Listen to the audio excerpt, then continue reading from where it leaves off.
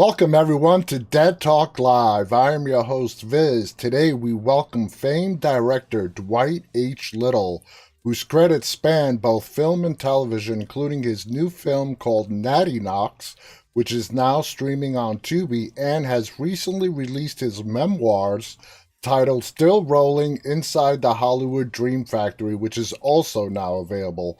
Dwight, it is an honor to have you with us today. How are you doing today? Pleasure, John. I'm feeling good, ready, and looking forward to talking to you. Well, thank you again so much for being here. So let's get right to it. To me, you are the man who resurrected Michael Myers in Halloween 4. You have worked on notable film and TV titles.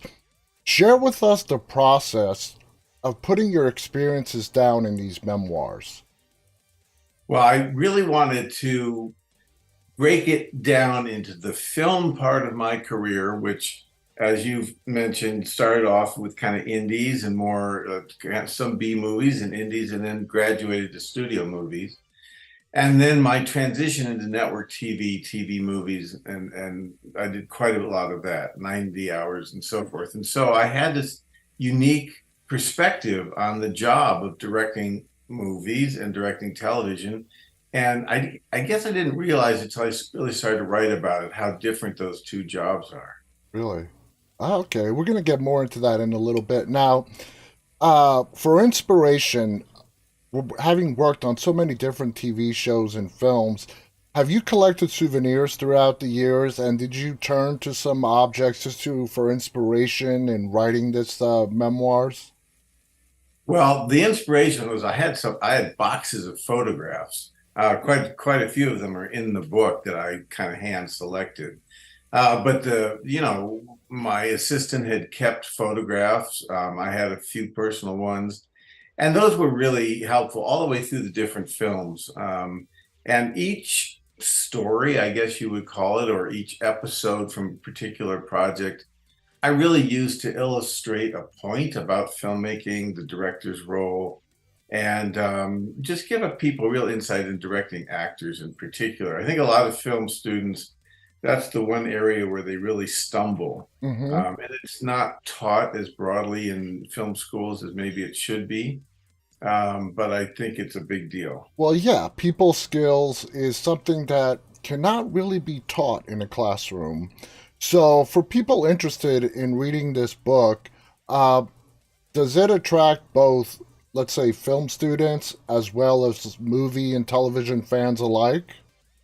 Yeah, I think for just film fans, it's a great peek behind the curtain because I think that I'm able to kind of take people places they may not have gone. It's very different, for example, from looking at the DVD extras on a Blu-ray or something like that. Because I think books and literature is what I call the third dimension. You go much deeper into what's actually happening. Mm-hmm. And most of what you see about film and TV is curated by TV shows Yeah. or curated by, people wanting to put their best foot forward. And this is not a book, there's no takedowns. It's just a little more honest, I think, about the process. Yeah, and it's amazing when people really dig into this industry, what happens behind the curtain, like you mentioned. So let's go to the beginning for you. When did you realize you wanted to do direct, and that's where your passion laid?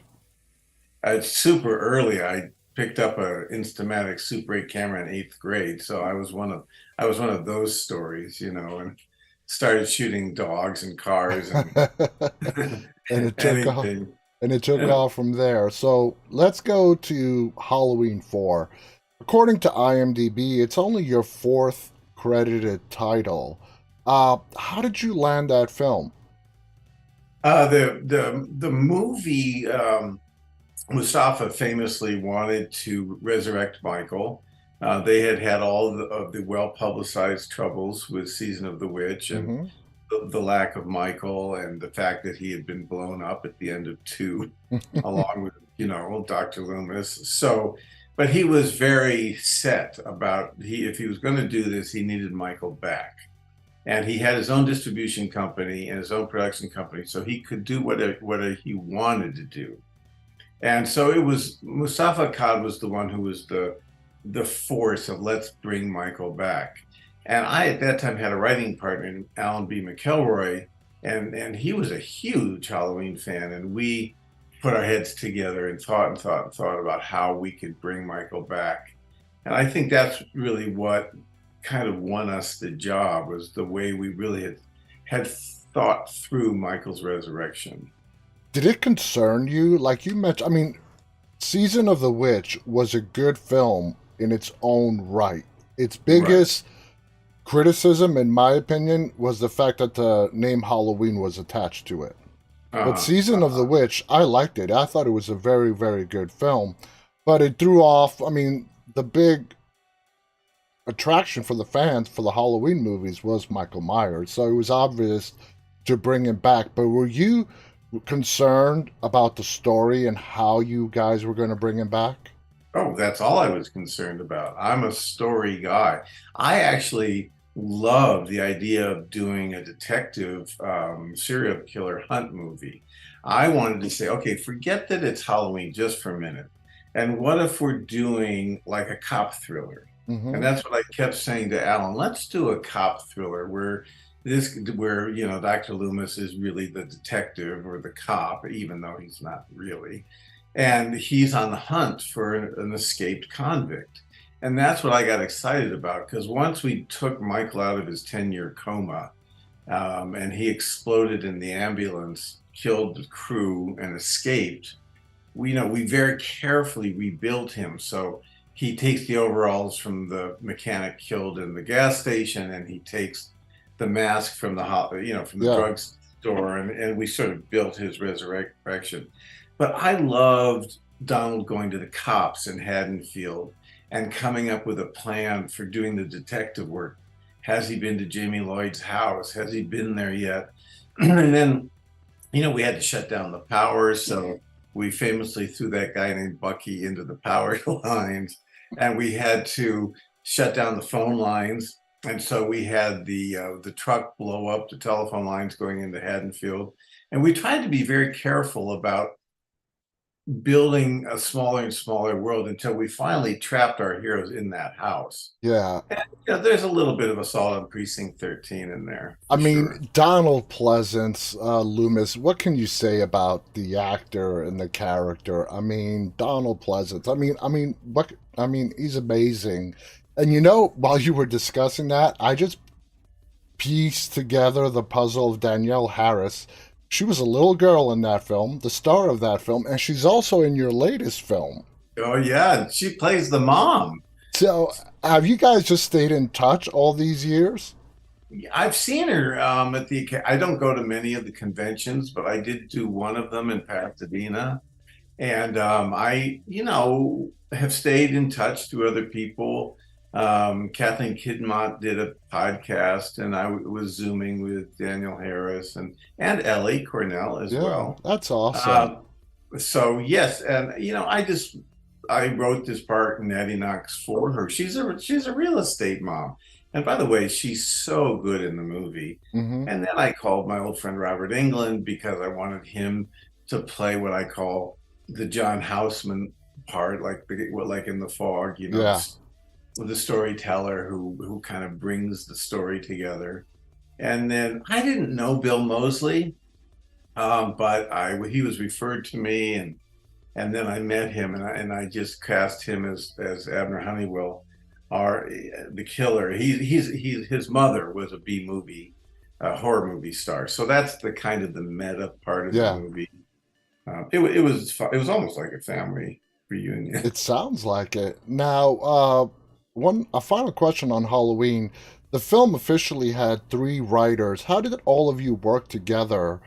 And what did the original script look like from the final product that we saw on the screen? How did it change Well, I throughout actually, filming? for those who are interested, I go into this in the book in some detail, but the treatment and script that were developed before I was involved, um, we did not really have anything to do with.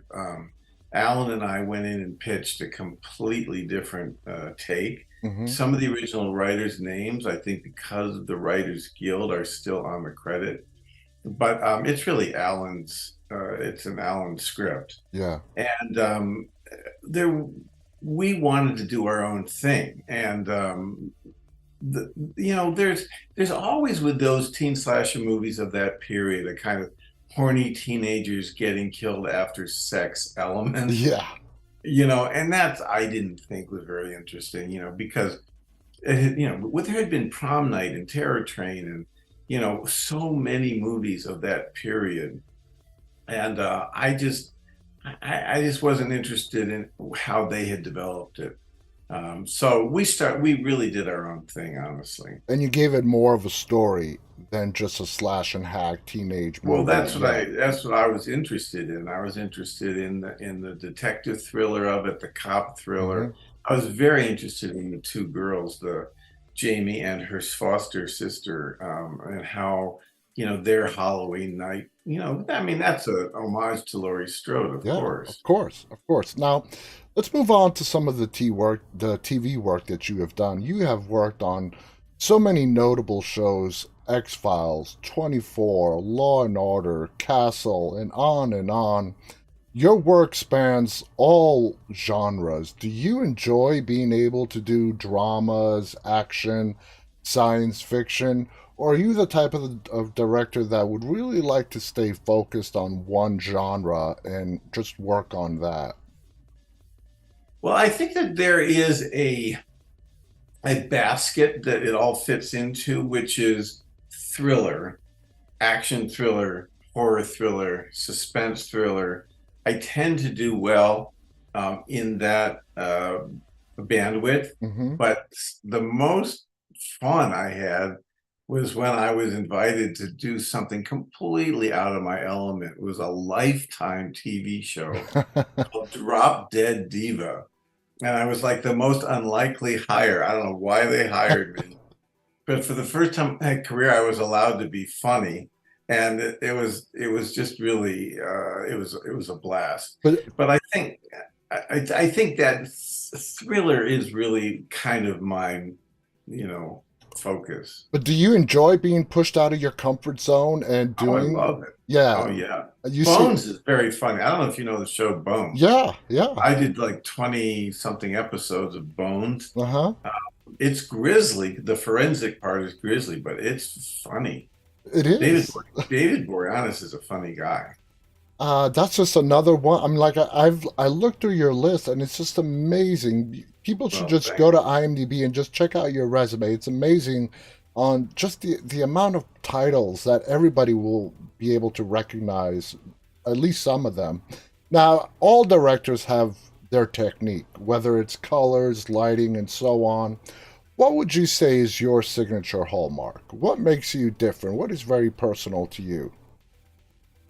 What's very personal to me is that fantasy and horror and thriller get treated like a 70s documentary. I guess that would be the summation. In other words, I was, I'm kind of a child of the 70s. And so the whole Friedkin, Coppola, Sidney Pollack script, the real filmmaking, there was no CGI, there was comic book movies didn't exist. So what I try to do is take the fantastic, even something like Michael Myers, Yeah, but play it as not as just as a documentary, but play it very real, very naturalistic. yeah, And I think that I brought that even to the television. When you get into like a crazy scene in something like Dusk Till Dawn, Robert Rodriguez's TV show, if you treat it like it's actually happening so that the characters believe it, then the audience will believe it. So I'm not a big tongue-in-cheek guy. I don't wink at the audience. My tone is this shit is happening yeah. and it's happening right now. And I think that's a little bit of my special sauce. And it draws the people right in. Now, in your book, do you address the challenges that you have faced throughout the years as director? Last minute stuff that always happens. Stuff never goes according to Yeah. Oh, plan. there's so much of that in the book. There's tons of how you're constantly having to adjust to disaster and recover from unexpected, emergencies. Yes, there's a lot of that in the book, but always with a point. I don't just tell a story. I mean, I hope they're entertaining, but there's always a point to it. Now, was there ever a point in your career, having such a long and distinguished career and it's still going, that you sort of fell out of love with directing at any point, that it had to recaptivate you, for lack of a better term, again? Never with the job. You do fall in and out of love with the business. And I think every filmmaker will tell you there's a lot of butting of heads, there's a lot of personal conflict. And this is not because anybody's a good or bad person, I know. but when you throw high stakes creative people into a mix where tons of money is at stake, it's, you are in the mud, you're in the Coliseum, Yeah, and you win sometimes and you get beaten bloody sometimes. So I think the battle of it can get exhausting, yeah. but never the thrill of, I mean, I still am excited by just seeing dailies. I still get excited. I mean, it's just still, it's a magic trick. Yeah. I used to get these 50-foot rolls of Super 8 film back. You'd take them to the store and they would develop them. I don't know if you were old enough to remember I this, do. but you'd get the roll back and then you would put your Super 8 projector on it and project it on the wall of your bedroom. And just that transition from, your dog in your living room to this image on this, it's magic. It is. It And is. and when you get dailies back, even on something like Natty Knox, I mean, we'd be out shooting in Fillmore and we'd get our dailies back, and we were like, "Did we do that?" It's like that's not. It's something else, right? It It's is. something bigger than what you were doing. And it's very hard Like, for people who don't do this for a living to understand how that feels and that magic. I mean, you can describe it like you're doing so well right now, but unless you felt it and you've been, inside that zone, it's very hard to explain. One final question before we go. Looking back, you transitioned very early on into studio films and television, especially. What would you attribute your your big break to? What was your big break for the studios, bringing you into these high profile name television shows? well, there's two breaks. One is into the bigger studio movies, and then there's the break to television. I'll be real fast. My break into studio filmmaking came through Steven Seagal. Okay. He picked me out and fought for me. And a lot of people have difficulties with Steven, but he was like a mentor to me. And he said, I want this guy. And I wasn't very well known or very experienced. And he kind of forced the studio to hire me on a picture called Marked for Death. Yeah, I know. I And heard the story. Yeah. yeah, Marked for Death became a hit. Yeah. It was like a serious hit movie. So that bought me, many, many, 4 or 5 studio movies after that. And then I think that on the television end, there were two writers, Jim Wong and Glenn, who had moved on from. We're doing a show called Millennium, and they remembered me from my early B movie Sandy Howard days, and they invited me to Vancouver. So that was a lucky one, That's where awesome.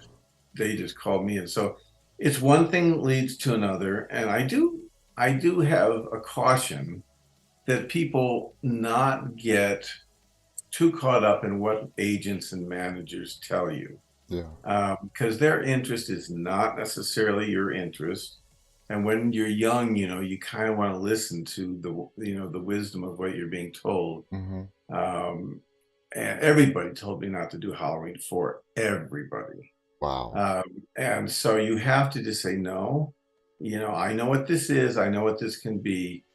And thank you for your advice, but I'm doing this. That is so surprising. I mean, I can sort of understand after Halloween 3 why they would, but probably the best decision you ever made.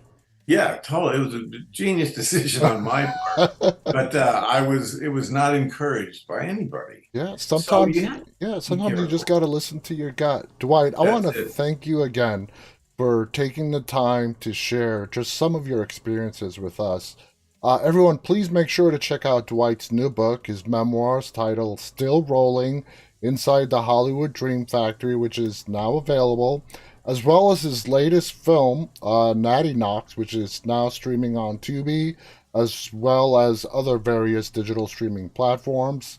Dwight, thank you so much. It's been an honor getting to talk with you. Do you have any final thoughts you want to share before we go? No, just break a leg to anybody who's listening, and yeah, enjoy the film. It is on Tubi It now, is, yes. Check it and out. It is a fun so film. Guys, thanks for having me. it is our pleasure. I want to thank our viewers, both live and those of you who will be watching this later on. On behalf of Dwight and myself, stay safe, everybody, and stay walking. Bye now. See ya. Bye.